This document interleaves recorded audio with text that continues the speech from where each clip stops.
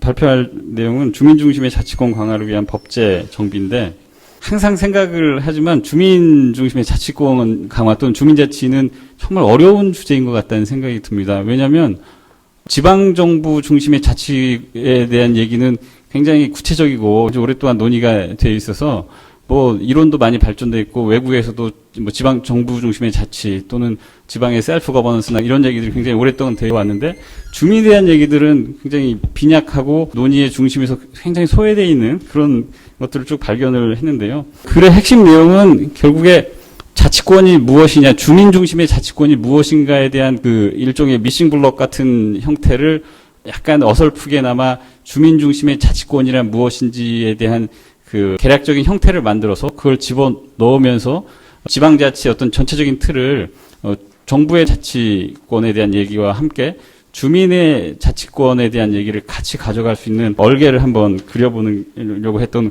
과감한 시도였다고 말씀을 드리겠고요. 그런 어떤 기본적인 그 의도를 가지고 이제 쓰여진 글이라는 걸 여러분들이 염두에 두고 발표를 들어주시면 고맙겠다는 말씀을 드립니다. 저는 이제 가장 중요한 핵심이 그 93페이지부터 나온 지방자치 본질에 대한 이론 검토가 어떻게 보면 핵심적인 내용인데요. 지방자치의 본질에 대한 이론에 대한 거는 크게 이제 두 가지의 그 논의가 있는데, 하나는 자치권의 유래에 대한 뭐 고유권설이나 전래권설 또는 뭐 제도적 보장설에 대한 그런 얘기들 아주 오래전부터 쭉 있었습니다. 근데 현실적으로는 미국 같은 경우도 마찬가지고, 미국에 보면은 지방자치가 무엇인지에 대한 개념은 결국에 재판소가, 법원이 지방자치단체가 가지고 있는 자치권의 의미나 내용을 뭐 확정하는 판결을 통해서 지방자치의 어떤 속성들을 이제 규정하는데, 이제 그게 법률에 대한 또는 국가기관의 어떤 권한에 대한 사법적인 해석이 결국에는 자치권의 어떤 내용이나 방향을 결정짓는 그런 방향이 됐기 때문에, 우리나라 상황이랑 환원시켜서 보면 제도적 보장에 대한 얘기가 결국에 우리나라 헌법의 두 개 조문으로 지방자치에 대해서 아주 러프하게, 결과적으로는 지방자치의 자치권을 제약하는 형태로 규정되어 있는 그 내용에 대한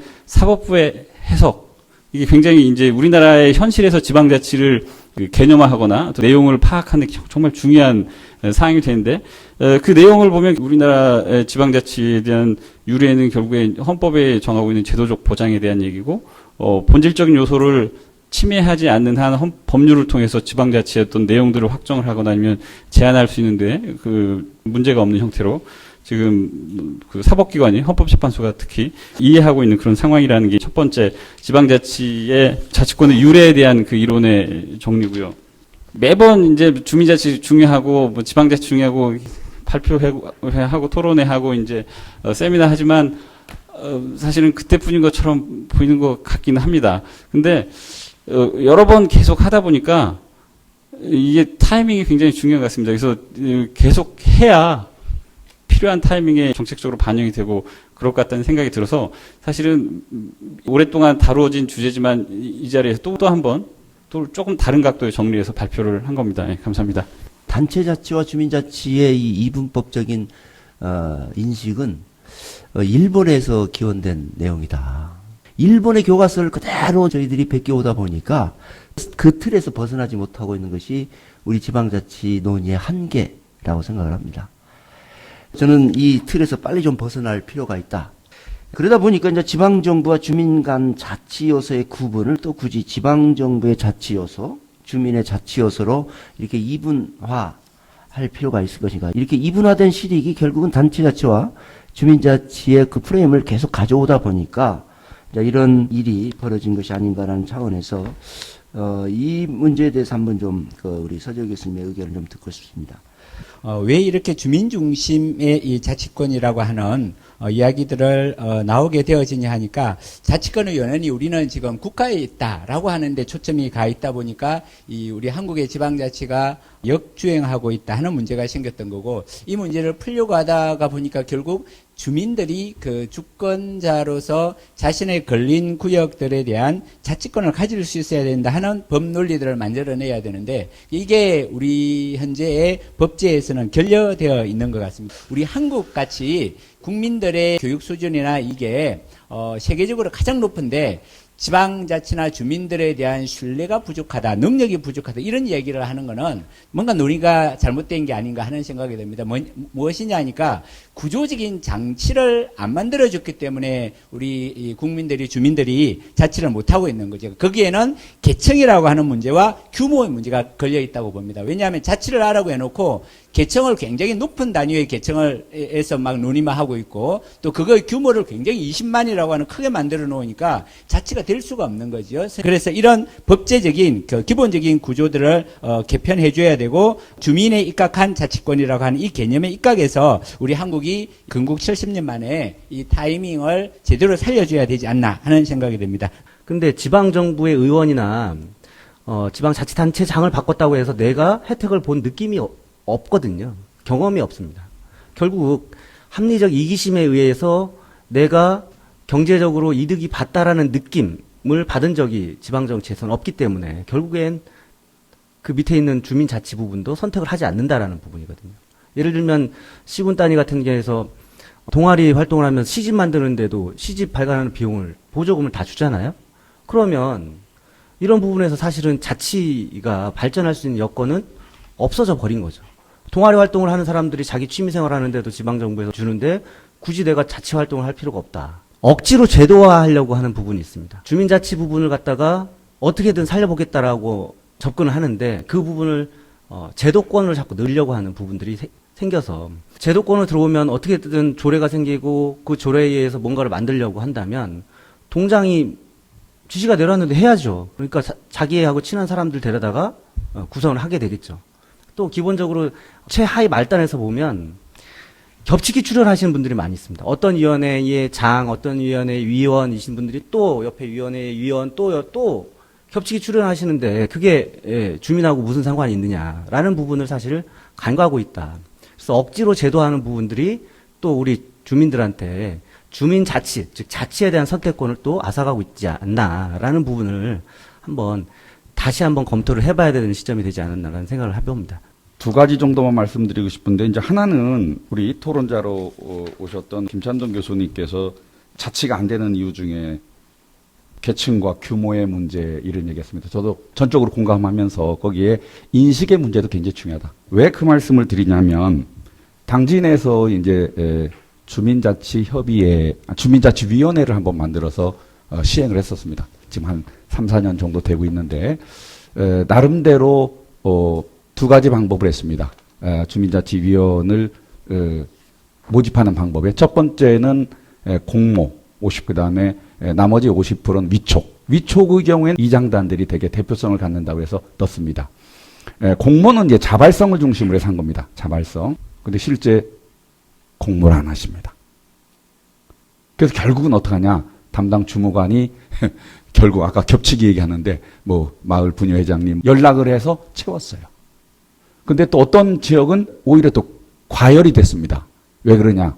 주민자치위원도 하나의 감투라고 생각해서 그 자리에 이제 들어가는 거예요. 그러다 보니까 저는 이제 무슨 생각이 들었냐? 인식이 참 중요하다. 근데 과연 아까 전상직 교수님이 자주성, 자발성, 자율성 굉장히 중요하다 그랬는데 과연 우리 지금 그 수준은 어느 정도인가? 물론 그것을 저는 아까 김찬동 교수님이 그랬나요? 폄하하거나 그럴 생각은 없습니다. 다만 현장에서 겪어보면 과연 그런 것들이 우리의 어떤 자치의 수준이나 이런 것이 참여가 아닌 거의 동원이 많습니다. 제가 보기엔 동원이 거의 8, 90%죠. 그러니까 중요한 거는 그걸 어떻게 참여 쪽으로 유도할 거냐, 그걸 어떻게 확장시켜 나갈 거냐, 그런 것이 참 중요하다. 그것이 또 학자들의 몫일 수도 있고, 그래서 그런 말씀을 또 하나 드린다는 말씀을 드리고. 지금 우리가 지방자치를 잘하자는 논의를 하고 있는 거 아닙니까? 근데 이제 앞으로 첨단 4차 산업혁명 시대가 이제 사실상 왔는데, 그랬을 경우에 과연 지역으로 이렇게 구분해서 우리가 나눠서 이렇게 통치 내지는 이 국가를 관리할 그럴 필요가 있는가? 왜냐면은 사실상 직접 민주주의가 가능하다는 거거든요. 전자 네트워크를 통해서 지리적인 걸 다 초월하고 시공을 다 초월해서 우리가 이제 민주제가 가능하기 때문에 아까 우리 어떤 교수님께서 그리스 로마 시대 때 주민이 뭐 한 4,500명 정도 수준에서 우리가 직접 민주제가 가능하다고 했지 않습니까? 근데 지금 우리가 어려운 게 이제 그게 안 되기 때문에 그런데 지금 현재 인공지능 시대 맞으면은 그게 가능하다는 거거든요. 그래서 저는 이제 궁금한 게 지방자치를 연구하시는 교수님들이 학자들이 왜 그 문제에 대해서 얘기를 안 할까? 특히 지방행정, 지방분권, 지방자치 이쪽도 그런 문제를 좀 고려를 해야 될 타이밍이 아닌가 그런 생각을 해보았습니다. 지방자치에서 단체자치와 주민자치 문제는 참 주민자치에서 상당히 심각한 고민거리가 됩니다. 제가 이제 고민을 해본 결과로는 그 분권 측면에 봤을 때는 단체에다가 분권을 할 수밖에 없는 이제 조직적인 특성이 있으니까 그쪽이 조금 강조되는 것 같고요. 분권에서는 자치에서는 그 분권된 내부의 그 운영 문제니까 거기에서는 이제 주민자치 요소가 좀 강조되는 것 같은 그런 현상들을 발견할 수 있었고요. 이게 구조 기능적으로 봤을 때도 조직의 구조와의 기능 이 문제로 살펴봐도 될 것 같은데 이제 그 내일 제가 한국정치학회에 가서 발표를 하는데 거기에서 동네 자치와 주민자치 차이를 이제 조금 설명을 해야 됩니다. 민주주의가 개입되기 때문에 동네 자치는 어떻게 보면 공화라 그럴까요?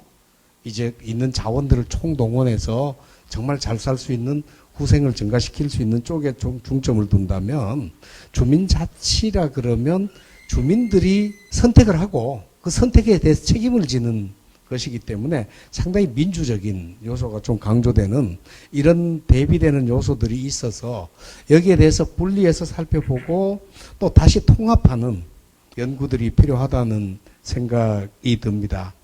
배정원 교수님 정말 좋은 지적해 주셨는데요.